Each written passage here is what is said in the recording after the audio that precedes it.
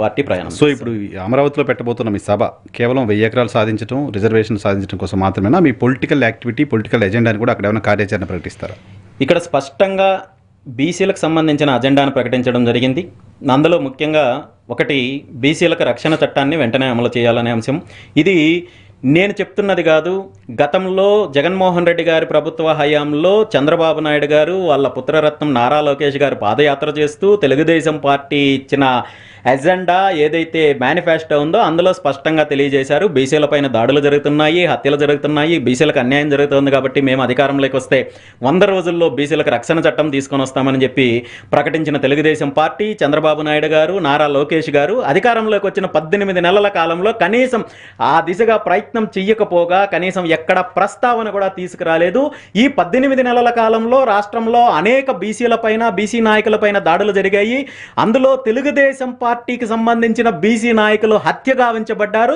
అయినప్పటికీ కూడా ఆ దిశగా ప్రయాణం చేయలేదు. గతంలో నేను కానీ, బీసీవై పార్టీ కానీ అనేక వేదికలపైన, అనేక సందర్భాల్లో, అనేక రౌండ్ టేబుల్ మీటింగుల్లో ప్రభుత్వాన్ని ఎన్నిసార్లు డిమాండ్ చేసినప్పటికీ కూడా ఆ దిశగా ఒక్క అడుగు కూడా ముందుకేయలేదు. కాబట్టి ఇందులో ప్రధాన అజెండాలో వెంటనే బీసీలకు రక్షణ చట్టం కల్పించాలనే అంశం పైన చైతన్యం తీసుకురావడానికి దీన్ని ప్రధానంగా తీసుకున్నాము. రెండోది, రాజధానిలో బీసీలకు 1000 ఎకరాలు కేటాయించాలనేది. మూడో అంశము, వెంటనే కులగణన చేపట్టి, సమగ్ర కులగణన చేపట్టి వచ్చే స్థానిక సంస్థల ఎన్నికలలోపు ఖచ్చితంగా బీసీలకు 44% రిజర్వేషన్లు కల్పించాలనే డిమాండ్ ప్రధానమైనది. ఎందుకంటే బీసీలకు 44% రిజర్వేషన్ అనేది ఈరోజు నేను తీసుకొస్తున్నది కాదు. తెలుగుదేశం పార్టీ ఆవిర్భావ సమయంలో తెలుగుదేశం పార్టీ అధికారంలోకి రావడానికి ఆనాటి ముఖ్యమంత్రి ఎవరైతే ఎన్టీ రామారావు గారు అధికారంలోకి రావడానికి ప్రధాన కారణము ఆయన ఏదో సినిమా చరిస్మానో హీరోగా వచ్చాడనో లేదంటే వాళ్ళ సామాజిక వర్గమో మరొకటో కాదు. ఆనాడు బీసీలకు నేను అధికారాన్ని ఇస్తాను, బీసీలను అభివృద్ధి చేస్తాను, మేము అధికారంలోకి వస్తే ఈ ఉమ్మడి ఆంధ్రప్రదేశ్ రాష్ట్రంలో అన్ని రకాలుగా వెనకబడిన బీసీలకు 44% రిజర్వేషన్లు విద్యా ఉద్యోగాలతో పాటు స్థానిక సంస్థల్లో కల్పిస్తానని చెప్పి హామీ ఇచ్చాడు.